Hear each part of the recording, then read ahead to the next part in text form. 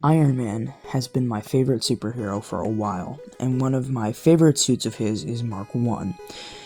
The big clunky design and toaster feel makes him seem powerful, bulletproof, like he could bulldoze a wall just by walking into it. It's an amazing broad-shouldered stance that has so much intimidation to it, but its adaptation into action figures is less than intimidating. The first appearance of Iron Man and Mark 1 was in Tales of Suspense number 39, published March 1st, 1963, where we were first introduced to the playboy millionaire himself, Tony Stark. The next issue of the series, number 40, features another version of Mark 1, plated in gold, but we'll talk about that in a moment. Tales of Suspense number 39.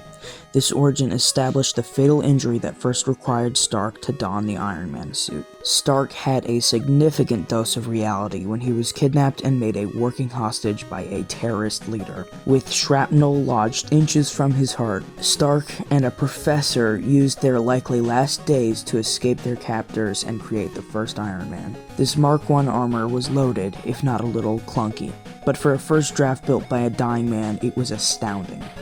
Stark had bulletproof access to destroy the terrorist organization, and more importantly, his professor friend's sacrifice remained a constant marker as a hero.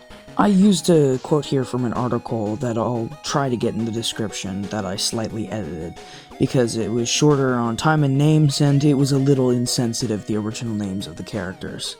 And also, I don't have that much time on my hands, and I'm incredibly tired. I have not read the original full story of Tony Stark and his robot army, but we get the gist. Captured by a terrorist organization and forced to build a big old clunky suit of armor. And if you haven't seen Iron Man 1 by this point, what are you even doing with your life? Anyways, I did some light digging and a little bit of research to see how early back I can trace Mark 1 as an action figure. Surprisingly, there's not a whole lot, and it's actually kind of interesting why they started with designs based off of the Secret Wars instead of the original Mark 1. But it makes sense, because around the time that action figures were getting popular again, Secret Wars had just launched. I'm not going to say it was a bad decision, because Secret Wars design is so much better than Mark 1. Here on the screen now are some images of the earlier Mark 1 designs I could find that had action figures. This one being closer to the original comic, and then this one being closer to the movie version, where I actually have a copy of this, but it's slightly different. I'll show it in a minute. Even with just these pictures, you can tell that these things don't have good articulation, which you can't expect anything too great from these things because of their clunky design, but that's no excuse for some of these modern lines, such as Marvel Legends, to have these same setups as these older action figure designs. Even though they're older, they get a pass, because older action figure lines, such as the original Ninja Turtles run, they display less articulation than modern figures because, well, they were simpler and based off of full clay sculpts. Unlike now, where modern figures are made in sections or in less big sculpts or digital sculpts.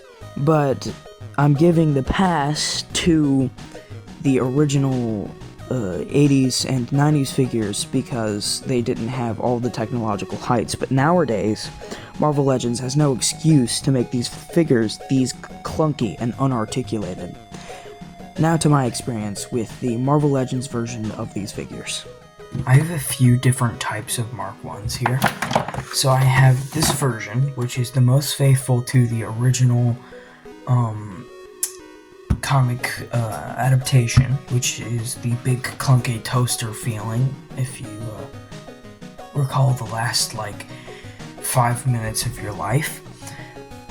It's actually pretty well done, and it's a nice figure, but it doesn't come with many accessories at all, and the only accessories that it does come with you can only use on the feet, but it doesn't give you anything to make it look like Iron Man's flying at all, so it kind of sucks in that retrospect. I actually ended up getting 2 of these guys because of how much I liked the first one, but they do have their problems, so we'll talk about those in a second.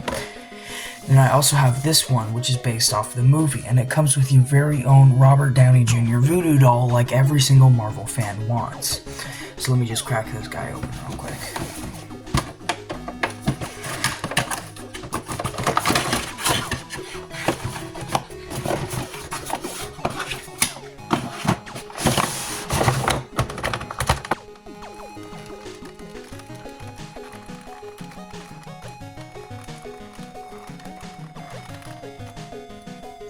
Alright, so now let me set our rubber banding voodoo over to the side. And now I have this guy. So we're going to take a look at this guy first and then our other Mark 1s, because this guy has a multitude of things that make me incredibly angry. So the other figure that I was talking about earlier, the golden one that looks like the movie, this is it, but not golden. This is a anniversary package, I'm pretty sure. It says on the box that it was manufactured in 2017, but I'm not sure on that date, but I know it's the same mold, so we can expect 2008 levels of quality. Like the posability not being the best. On his arms, they only go up as about as that high, unless you turn them around. His elbows only go about, like, that much. Like, there's no posability in the elbows at all. And that goes for both of them. I think this one is a little better, and it can rotate, but all they can do is rotate and turn a little bit, if you're lucky. The head can only turn slightly. I don't know if this is getting it all, but the head can only turn slightly. It does not have any capability of looking up and down like any normal figure might have, where they can actually move their head. Yeah, this guy can't do that at all. You're not going to get that type of quality. The legs aren't as bad as you might think they are. Like, you can make him do the splits, kind of, sort of. This camera angle is really bad, but you can make him do the splits, sort of, and you can slightly bend his knees. That's literally as far as you can bend its knees. And his feet, well, they sure do something. I don't know, this figure just kind of sucks, and I think it's more for display in the package with the Tony Stark figure than it is to be actually posed. And you might think that his he might have some waist swivel because of that line there, but no, couldn't even move this guy. This guy has all the grace and fluidity of a cold stick of butter when it comes to posing. Like, it's kind of just there. So when it comes to the movie Mark 1, I have to give this thing like a 2 out of 10. I would not recommend this if you're going for articulation. If you're just going for looks and you're going to keep it in the box like I do, then sure, go for it. But if you're wanting to take some cool pictures, leave it. Just keep it at home. Now, we have these guys, who I have 2 of. They're the twins. Now, I was talking about earlier how in the second comic right after Iron Man's first appearance, he's back again on the comic cover, but Mark 1 is gold-plated. There is also a version of this. It'll be an up-screen now. That version is one that I want, but it is basically just the same figure but with a mini skirt, and you cannot tell me otherwise because I'm correct. The only different thing is that it comes with a Tony Stark head sculpt, and that's it. That is completely it. Everything else is the same. Even the retro card back it comes on is just a Secret Wars card back, I'm pretty sure. That's besides the point, though. These things have a bit more posability, like you're able to do a full rotation on their arms, and their arms are actually able to bend. They have double jointed elbows, which is like pretty common par nowadays. I have a problem on mine where all their wrists are incredibly loose. I don't know why, but they work fine. Yeah. The head is normal. Legs.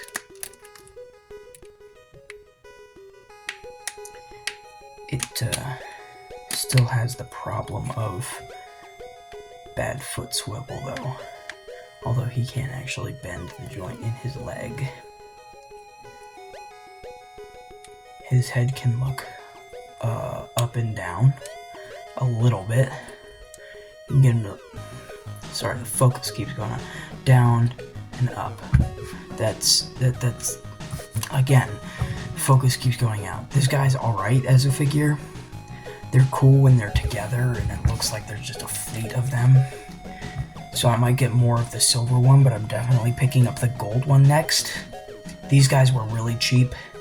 I got this one I have the other box up there, so yeah, I'm not grabbing that. I have it up on my shelf, but I have 2 of these guys. I got one at a Comic-Con and one for Christmas because I liked the one I got at Comic-Con, but I'm missing accessories, which there's not a whole lot to be missing, but like I said, they don't come with much, and what they do come with is very far and few in between. This is the little rocket accessory this guy comes with, and there's a few more smoke accessories, but I currently have them with a different Iron Man because it just works better.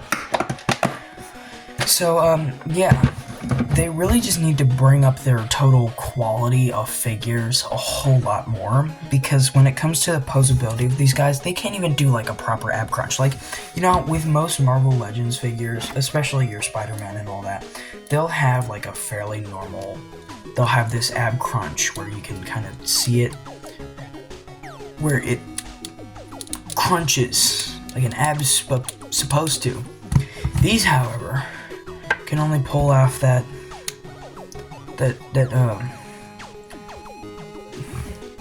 Donald Trump pose, and that's literally it. That's all it can do in terms of ab crunch. It can look down, it can look back, but it just looks really dumb. And listen to this, hold on. That's me just trying to turn it. And it's not like a ratchet system or anything, it's like on a joint, so you can move it or wiggle it around. I did see a video of a guy modding one of the golden ones, where he popped the torso off and cut some of the stuff inside, which I might do to one of these, because I have 2 of them, so if I mess this one up, then that's fine, because I have this guy. But it looked pretty simple, and it looked apparent. By the way he was able to pose it, it looked like it fixed a lot of the problems he had with him. So yeah, Mark 1 has an interesting action figure thing going on, where he can kind of pose but not quite, and they've yet to fix it. And it's so super duper easy to fix. Like, they could just add so many things that would make this so much better. And people make that argument of that one Thanos figure being the Hasbro brick, but I think this is the real Hasbro brick right here, especially the movie Mark 1. This is the Hasbro brick. I'm sorry, you cannot pose this thing for the life of you. Like, the highest posability is in the top joints of the arms and legs. Like I was just talking about with those older action figures where they're like Ninja Turtles and stuff. That's normal. But with stuff that's came out in 2017, that's not normal. Even the Tony Stark it came with pose is better than that. And that's Tony Stark, not like fancy Iron Man suits or anything. Like, I'm so glad I own this Secret Wars Iron Man, because this is 10 times better than these guys. Don't get me wrong, I still love these. Mark 1's still my favorite Iron Man suit, but this Secret Wars one is just so nice. If I would recommend any Iron Man, it would be the Secret Wars Iron Man. Go pick that up, leave these pieces of garbage for me to collect, because I'm definitely buying more of these. And I guess I'll just see you in the next one, so have a good day, and remember to drink some water.